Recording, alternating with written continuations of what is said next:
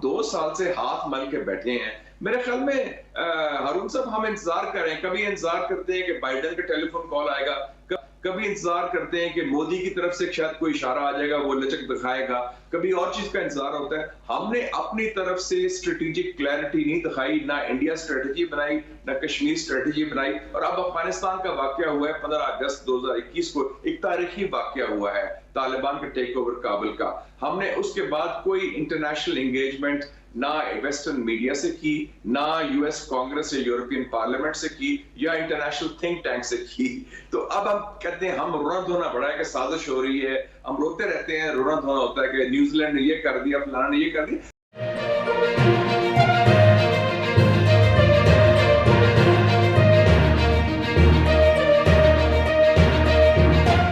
This is very important point. बार बार ये सवाल मेरे जहन में आता है 2 बरस से। 2 साल में यानी अगस्त 2019 से लेके अब तक 2 साल में हम 300-400 चाहते तो 3-4 हज़ार आदमी ट्रेंड कर सकते थे। ओवरसीज पाकिस्तानी मांग रहे थे, इसके लिए पैसे देने के लिए तैयार थे। हमने ना पार्लियामेंटेरियंस को भेजा, ना इंटेलेक्चुअल्स को भेजा, ना कोई और किसी को भेजा। हमने दुनिया में एक भरपूर आलमगीर सफारती मुहिम क्यों नहीं चलाई? हम अब भी नहीं चलाई, इससे पहले भी मौलाना फजलुर रहमान के सपुर्द रही कश्मीर कमेटी। शाह साहब, ये डायलेमा है क्या?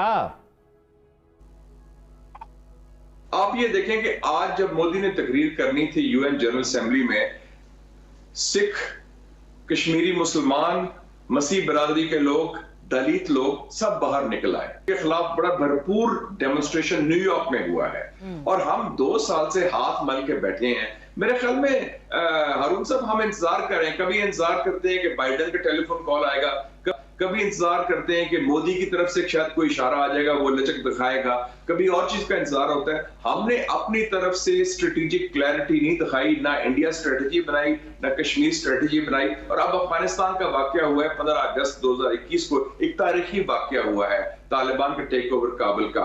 हमने उसके बाद कोई इंटरनेशनल एंगेजमेंट ना वेस्टर्न मीडिया से की, ना यूएस कांग्रेस या यूरोपियन पार्लियामेंट से की, या इंटरनेशनल थिंक टैंक से की। तो अब हम कहते हैं हम रोना धोना पड़ा है कि साजिश हो रही है, हम रोते रहते हैं, रोना धोना होता है कि न्यूजीलैंड ने ये कर दिया, फलाना ने ये कर दिया। हम अपनी तरफ से क्या कर रहे हैं? अपना मौकफ पेश करने के लिए दलाइल के साथ, हकाइक के साथ, दानिशमंदी के साथ, दलेरी के साथ, उसमें हम फेल हैं। सवाल ये है कि क्या ये सिर्फ नालायकी है जो आपने कहा, या इससे कुछ ज्यादा है? ये प्रो अमेरिका लॉबी की सरगर्मियां उस पर असरअंदाज हो रही हैं, और कोई चीजें हैं? आप देखें उससे ज्यादा ना, पिछले आपको याद है कोई 6 महीने पहले खबर आई कि जी हिंदुस्तान तैयार हो गया पाकिस्तान के साथ गुफ्तगू के लिए, और हिंदुस्तान तैयार हो गया कश्मीर इशू भी डिस्कस करने के लिए। उनकी तरफ से एक बयान भी नहीं आया। हम उनकी तर्जुमानी करते रहे और लगता था कि वो टेक्टिकल है, क्योंकि उनको चीन से मार पड़ी थी, तो वो चाहते थे 2 फ्रंट सिचुएशन ना हो और पाकिस्तान को धोखा देते रहे, और वही हुआ अल्टीमेटली। जो हम जैसे लोग कहते थे कि इनके मोदी की जो है एक नजरियाती खारजा पॉलिसी है, एक नजरियाती सोच है हिंदुत्व की, जिसकी पहचान सबसे पहले कायद आज़म ने 90 साल पहले की थी कि इन लोगों से जो मुत्तासिब लोग हैं इनसे हमारा गुजारा नहीं, इसलिए पाकिस्तान बना था। तो ये तो अखंड भारत के लोग हैं ना, दाई हैं, जो इस वक्त हिंदुस्तान की हुकूमत कर रहे हैं। तो इनसे आप कोई बिल्कुल समझ में नहीं आती। मसलन जी बिजनेस रिकॉर्डर को इंटरव्यू दिया चीनी सफीर ने कि हम जिच हो गए, फ्रस्ट्रेटेड इज द वर्ड, हम कोई काम आगे नहीं बढ़ रहा। आपको पता है 2 साल के बाद उस मुतलका कमेटी का, कोऑर्डिनेशन कमेटी का इजलास हुआ है, सक्खर हैदराबाद मोटरवे पे कोई काम नहीं हुआ, ML1 रेलवे पे कोई काम नहीं हुआ। आपको याद होगा शहबाज शरीफ ने एक मैकेनिज्म बनाया था, कुछ काम होता था। ये अगर चीन के साथ मिलकर भी हम काम नहीं कर सकते, जो हर चीज़ ऑफर कर रहा है, जिसमें अब हमारे दिफा का भी बहुत कुछ इन्हिसार है, जिसने अल खालिद टैंक बनाने में मदद की, जो दुनिया का बेहतरीन तैयारों में से एक तैयारा बनाने में मदद की, ये CPEC क्यों स्लो हो गया है जी? देखिए जी, एक बड़ी वाज़ेह चीज रहे कि CPEC उस वक्त आया पाकिस्तान में जब पाकिस्तान दहशतगर्दी के शिकार था, जब कोई मुल्क, चाहे मगरबी मुल्क हो या कोई मुसलमान ब्रादर मुल्क हो, एक ढेला भी पाकिस्तान में इन्वेस्ट करने को तैयार नहीं था।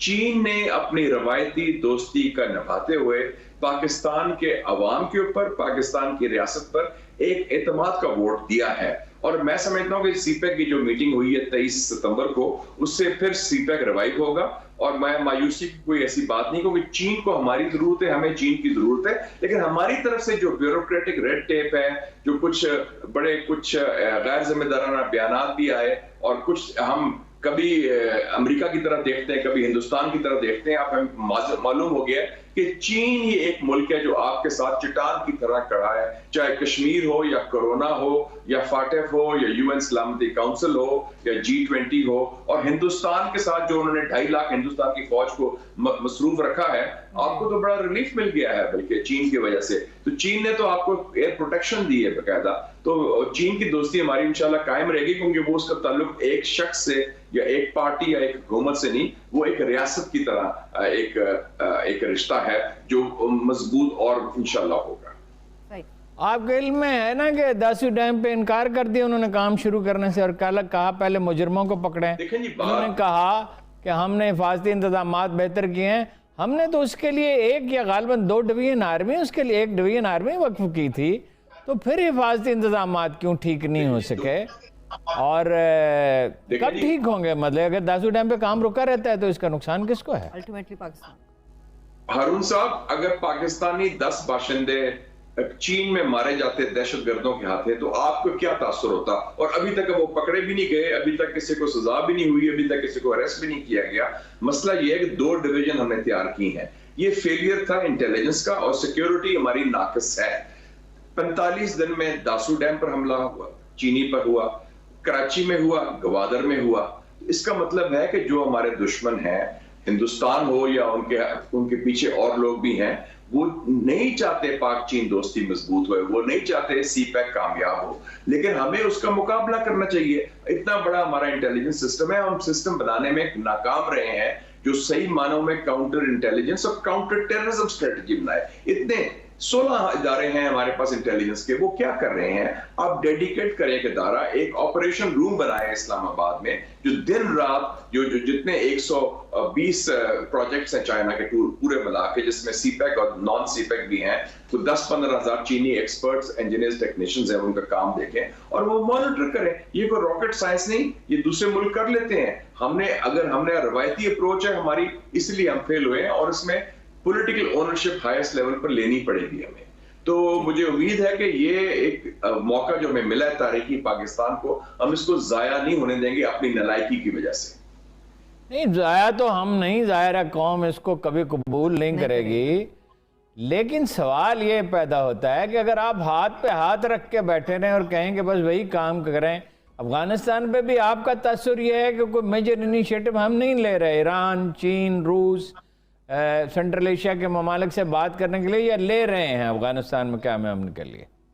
نہیں، افغانستان میں لے رہے ہیں، افغانستان میں ماضی کی غلطیاں نہیں دہرا رہے۔ ایک تو یہ ہے کہ ہماری پہلے پالیسی ہوتی تھی ماضی میں کہ ہم اکیلے ہر کچھ کریں گے، اب ہماری ایک علاقائی اپروچ ہے جس میں پاکستان، چین، روس، ایران شامل ہے، اور کچھ حد تک قطر اور ترکی بھی ہیں۔ یہ کلیدی کردار ہے۔ اور دوسری بات ہے کہ ہم انگیج کر رہے ہیں، اور تیسری بات ہے کہ چین کے ساتھ کوارڈینیشن کر کے ہم طالبان کو بھی کہہ رہے ہیں کہ جو آپ نے وعدے کیے ہیں افغان عوام کے ساتھ اور بین الاقوامی برادری کے ساتھ، وہ آپ پورے کریں۔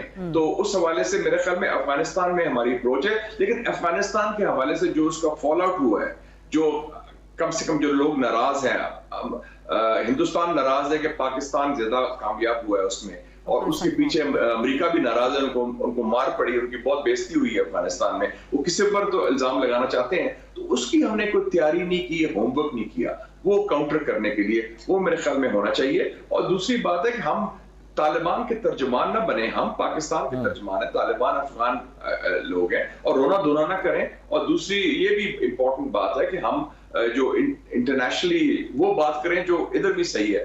خیبر پختونخوا اور بلوچستان گورنمنٹ میں تو ایک خاتون ممبر نہیں کابینہ کی، ہم ان کو کہہ رہے ہیں کہ آپ کی کابینہ میں عورت کوئی نہیں ہے، تو ایسی بات بھی نہ کریں کہ جو وہ آپ کو پھر جواب دیں گے کہ آپ کے اپنے ملک میں کیا حال ہے۔ تو اس حوالے سے وہ کام کریں جو ہمارے لیے جو چینج آیا ہے، بڑا تاریخی تبدیلی آئی ہے۔ امریکہ کا جو ایک امریکی صدی کہہ لیں، امریکی امپائر کہہ لیں، امریکہ کا جو 75 سال سے 1945 سے دوسری جنگ عظیم کے بعد امریکن سینچری تھی، اس کا خاتمہ ہوا ہے۔ تو اس کے بعد ایک تاریخی تبدیلی میں ہم اپنا بڑا ایک امریکی مسئلہ اب علاقائی مسئلہ بن گیا ہے اور اس میں پاکستان کا کلیدی کردار ہے. ہمیں اسٹریٹجک سپیس ملی ہے, ہمیں موقع ملا ہے, ہمیں زیادہ آزادی سے اپنے مفادات کو آگے بڑھا سکتے ہیں. تو ہم اس موقع کو پورا فائدہ اٹھائیں, اور افغانستان میں آن دا ہول میں سمجھتا ہوں ہماری علاقائی اپروچ ٹھیک جا رہی ہے. کیا آپ سمجھتے ہیں ہمارے لیے بیسیکلی چیلنجز کیا ہیں اور امکانات کیا ہیں؟ کیا پہلی دفعہ ہمارے سامنے بہت وسیع امکانات نہیں ہیں؟ دیکھیں جی, بہت وسیع امکانات, لیکن ہماری اسٹریٹجک کلیئرٹی ہونی چاہیے. ہماری کلیئرٹی ہونی چاہیے امریکہ کے حوالے سے اور ہندوستان کے حوالے سے اور افغانستان کے حوالے سے. افغانستان میں ہم بیسک چیز یہ چاہتے ہیں کہ افغانستان میں امن اور استحکام قائم ہو, اور افغانستان کی سرزمین کسی ہمسائے کے خلاف اور کسی اور ملک کے خلاف استعمال نہ ہو, بشمول پاکستان, بشمول چین, بشمول وسطی ایشیا کے ممالک, بشمول مغربی ممالک, کوئی بھی ممالک, اور بشمول ہندوستان بھی. اور دوسری بات ہے کہ جو اس حوالے سے ہماری جو ہے کہ امریکہ نے 2 بڑے فیصلے کیے ہیں. ایک یہ ہے کہ جو امریکہ کا بہترین دوست اس خطے میں ہے وہ انہوں نے چن لیا ہے ہندوستان کو, اور وہ ان کا اسٹریٹجک پارٹنر ہوگا. اور دوسرا امریکہ نے ایک اسٹریٹجک فیصلہ کیا ہے کہ ان کا اسٹریٹجک جو دشمن کہہ لیں یا ان کا کمپیٹیٹر کہہ لیں یا رائیول کہہ لیں, وہ چین ہے. اور چین کو ہر سطح پر وہ اس کی مخالفت کریں گے, اس کا مقابلہ کریں گے ہندوستان سے مل کے. تو اس بارے میں ہمیں کوئی ابہام نہیں ہونا چاہیے, اور ہمیں معلوم ہونا چاہیے کہ ہمارے مفادات چین کے ساتھ ہیں, روس کے ساتھ ہیں, خطے کے ساتھ ہیں. امریکہ سے ہم پنگا نہ لیں, لیکن امریکہ کے ساتھ ہم اوور پرومس نہ کریں. جو ہم وعدے کریں وہ پورے کریں. وہ کام نہ کریں کہ ہم وعدے کریں کہ ہم یہ بھی کر سکتے ہیں, جو ہم کر سکتے ہیں وہ کریں, اور ان کو بتا دیں کہ یہ ریڈ لائنز ہیں, یہ کشمیر کا ایشو ہے, یہ نیوکلیئر ایشو ہے, یہ چائنا کے ساتھ تعلقات ہیں, یہ علاقے کے تعلقات ہیں, اور یہ نئی سر جنگ میں ہم شامل نہیں ہو سکتے کسی بھی صورت میں امریکہ کے اور مغرب کے ساتھ.